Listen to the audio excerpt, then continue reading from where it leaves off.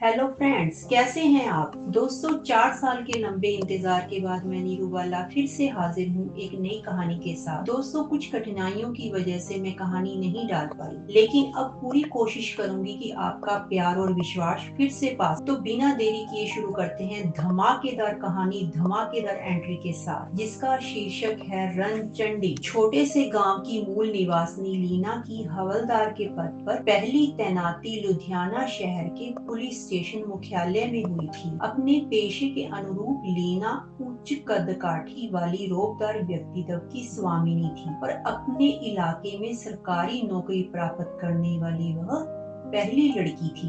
जिस दिन गांव में लीना की हवलदार के पद पर तैनाती की खबर आई थी, उस दिन पूरे गांव में लड्डू बांटे गए। पुलिस मुख्यालय में लीना के ऑफिसर इंस्पेक्टर अजय राठौर की काबिलियत का लोहा माना जाता। अपने कार्यकाल के दौरान इंस्पेक्टर अजय ने जिस क्षेत्र में भी कार्य किया, वहां पर क्राइम का ग्राफ लगातार नीचे की ओर ही गिरता चला गया। अपने थाना क्षेत्र के अंतर्गत आने वाले इलाकों से दहशत, जालसाजी और अवैध नशीले पदार्थों का कारोबार करने वालों का सफाया करना सदैव उनकी प्राथमिकता रहती। अपने कार्यकाल के दौरान क्राइम का ग्राफ लगातार नीचे की ओर ही चला जाता था। भारत जैसे विकासशील देश में जहां एक और पुलिस महकमा घूसखोरी और अमर्यादित व्यवहार के लिए बदनाम है, वहीं इंस्पेक्टर राठौर इस धारणा के सर्वदा अपवाद थे। अपने प्रथम कार्यकाल के दौरान ही लीना जैसी मुलाजिम को अपने ऑफिसर से बहुत कुछ सीखने को मिला। राठौर साहब भी लीना के कार्य के प्रति समर्पण भाव और सीखने की ललक से बहुत प्रसन्न थे और वह एक बेटी की भांति सदैव मार्गदर्शन करते थे। इंस्पेक्टर अजय राठौर की सेवानिवृत्ति में अब बहुत कम समय शेष था। जहां कुछ घूसखोर और बेईमान कर्मचारी सेवानिवृत्ति से मन ही मन खुश थे, वहीं लीना जैसी कर्तव्यपरायण कर्मचारी और अधिकारी तथा शहर के अनेक गणमान्य नागरिकों के लिए राठौर साहब की रिटायरमेंट मन को पीड़ा पहुंचाने वाली थी। राठौर साहब को विदाई देने के लिए एक शानदार पार्टी का आयोजन किया गया, जिसमें हजारों लोगों ने नम आंखों से उनकी सेवाओं को नमन करते हुए भावपूर्ण विदाई दी। पहली बार किसी सरकारी कर्मचारी की सेवानिवृत्ति पर चाहने वालों की इतनी भीड़ इकट्ठा हुई थी। लीना ने इंस्पेक्टर राठौर को गुरु मानकर उनके नक्शे कदम पर चलते हुए बहुत कुछ सीखा था। आज उसका दिल जार जार रो रहा था। किसी ने क्या खूब कहा है, जिंदगी हरदम फूलों की सेज नहीं, कहीं कांटों का दरिया है और तैर के जाना है। पूरा समय बताकर नहीं आता और लीना की जिंदगी का भी सबसे कठोर समय आरंभ हो चुका था। नया इंस्पेक्टर दीपक तिवारी इंस्पेक्टर राठौर के आचरण के विपरीत एक आला दर्जे का भ्रष्ट व्यक्तित्व था और उसे पुराने कार्यक्षेत्र से घूसखोरी की शिकायतों पर तबादला कर यहाँ भेजा गया था। इंस्पेक्टर तिवारी के आते ही जैसे थम चुके अपराधी वर्ग और माफिया गिरोह मानो बेलगाम हो गए थे और दिन ब दिन उनके हौसले बुलंद होते चले गए। नकली शराब की भट्टियां फिर से गरमाने लगी। शाम ढलते लड़कियों और महिलाओं का घर से निकलना दुर्भर हो गया, क्योंकि हर चौराहे पर मंचलों और नशेड़ियों का जमावड़ा लगा रहता। मगर कानून के रखवाले तो नोटों के मखमली बिस्तर पर आवाम के दुख दर्द से बेखबर अपनी अय्याशी में मसरूफ थे। हालांकि लीना और अन्य कर्मचारी जी तोड़ कोशिश कर रहे थे कि शहर का अमन चैन कायम रहे, मगर कहते हैं भ्रष्ट राजा चौपट प्रजा। एक दिन एक लड़की जिसका नाम शिवानी था, अपने बॉस की शिकायत करने थाने में आई। उसने बताया कि उसका बॉस महिला कर्मचारियों के साथ अश्लील आचरण करता है और ऑफिस की सभी महिला कर्मचारी उससे बहुत परेशान हैं।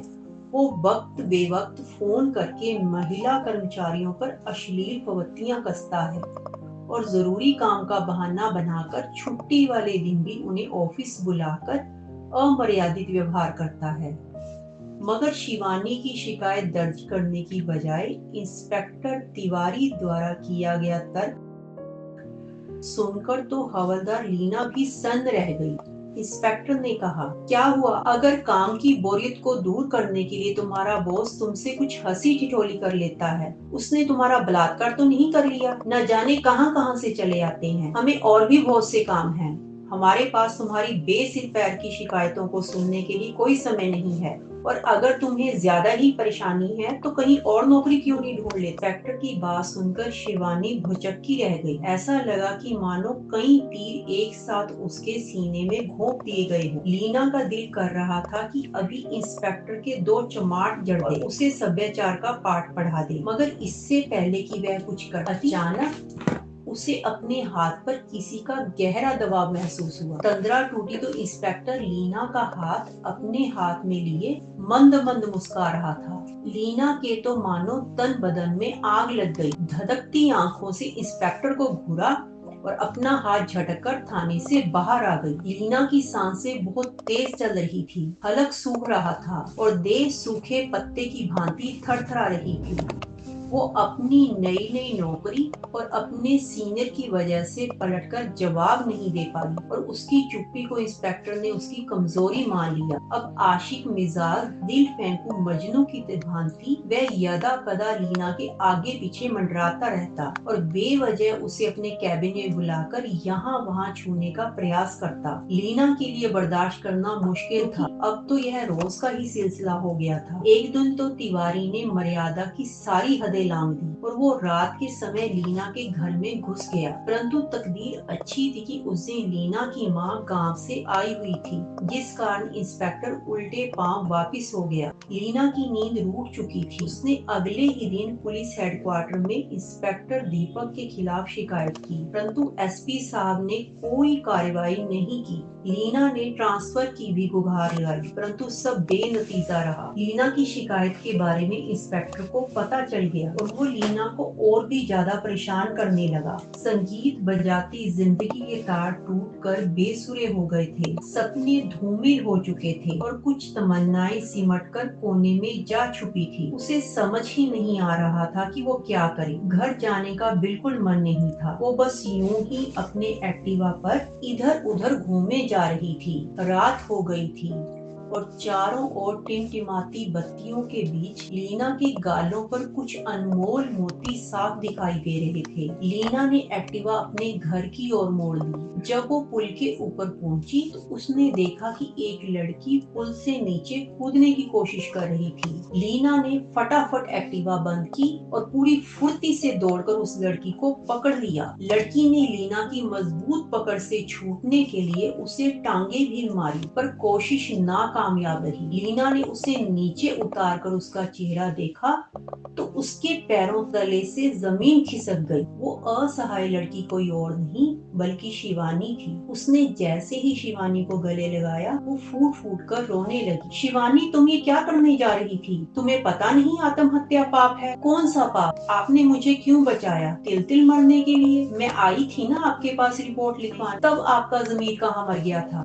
आप तो पुलिस में हैं, आपकी तरफ तो कोई नजर उठाकर भी नहीं देख सकता। आपको पता है मैं किस भयावह स्थिति से गुजर रही हूँ, इसलिए मुझे आत्महत्या ही एकमात्र मार्ग दिखा। हा हा हा। तुम्हें क्या लगता है कि अगर मैं पुलिस महकमे में हूँ तो मैं बिल्कुल सुरक्षित हूँ? जिस दर्द को तुम सह रही हो ना, मैं भी उस चुभन से गुजर रही हूँ। हम औरतों की स्थिति लगभग एक जैसी है। कम से कम तुम्हारा घर तो सुरक्षित है, मेरा तो सरकारी क्वार्टर भी मेरी रक्षा नहीं कर सकता। मुझे तो इंस्पेक्टर दीपक के साथ साथ उन मुजरिमों की गंदी नजरों का सामना करना पड़ता है जिनसे मैं रोजाना रूबरू होती हूँ। परंतु मैंने हारना सीखा नहीं, क्योंकि मैं तो पूरे गांव के लिए आदर्श हूँ। कुछ समय के लिए मैं जरूर कमजोर पड़ गई थी, पर अब नहीं, क्योंकि अगर मैं टूट गई तो उन सब बच्चियों का मनोबल टूट जाएगा जो मेरी जैसा बनने की जी जान से कोशिश कर रही हैं। वाह वाह, भरत मिलाप तो सुना था, परंतु ये कौन सा मिलाप है? तुम्हारे घर गया था लीना जी, पर तुम वहाँ पहुँची ही नहीं, इसलिए मुझे बहुत चिंता हो रही थी। जमाना बहुत खराब है ना लीना जी? इंस्पेक्टर दीपक ने मुस्कुराते हुए बयान किया। लीना ने शिवानी को कुछ इशारा किया और बोली, सर मैं घर ही जा रही थी। अरे हम छोड़ छोड़ देते हैं ना। और इंस्पेक्टर लीना को जबरदस्ती खींचकर जीप की ओर ले जाने लगा। उसी समय पुल के पास वाले दुर्गा मंदिर की घंटियां घन घना उठी और आरती के स्वर पूरे वातावरण में गुंजायमान हो उठे। लीना ने एक जोरदार घूंसा इंस्पेक्टर की नाक पर मारा और साथ ही पैर के जबरदस्त प्रहार इंस्पेक्टर की टांग पर किया। लीना को कमजोर समझने वाला इंस्पेक्टर दोहरी मार का ताव न सहते हुए गिर पड़ा। लीना ने उसकी बंदूक छीनते हुए एक गोली इंस्पेक्टर की टांग में दाग दी। पागल हो गई है क्या? ऑन ड्यूटी इंस्पेक्टर पर गोली चलाकर जेल जाना चाहती है? मैं तुझे छोड़ूंगा नहीं। तभी लीना ने दूसरी गोली उसकी दूसरी टांग पर चला दी। फिक्र मत कर, तेरी टांग में ही गोली मारी है, मरेगा नहीं। अब आगे से किसी भी लड़की को परेशान करने से पहले अपनी दोनों टांगों की ओर देख लेना। ये सारा दृश्य लीना के मोबाइल में रिकॉर्ड हो गया था। जैसे हर एक एनकाउंटर की कहानी बनाता है, वैसे ही इस एनकाउंटर की भी बना लेना। लीना ने शिवानी से मोबाइल लिया और बंदूक से उंगलियों के निशान साफ करते हुए एम्बुलेंस को फोन कर दिया। मंदिर में माँ दुर्गा की आरती समाप्त हो चुकी थी। साथ ही लीना और शिवानी के चेहरे से चिंताओं की रेखाएं भी। दोस्तों, कैसी लगी आपको यह कहानी? अपने सुझाव मुझे अवश्य भेजें और हमारे चैनल NS एजुकेशन होम नीरूबाला को सब्सक्राइब करें। दोस्तों, आपका एक सब्सक्राइब हमारे अंदर नई जान फूंकता है। मैं फिर से हाजिर होंगी एक नई कहानी के साथ। तब तक आप स्वस्थ रहिए, मस्त रहिए। धन्यवाद।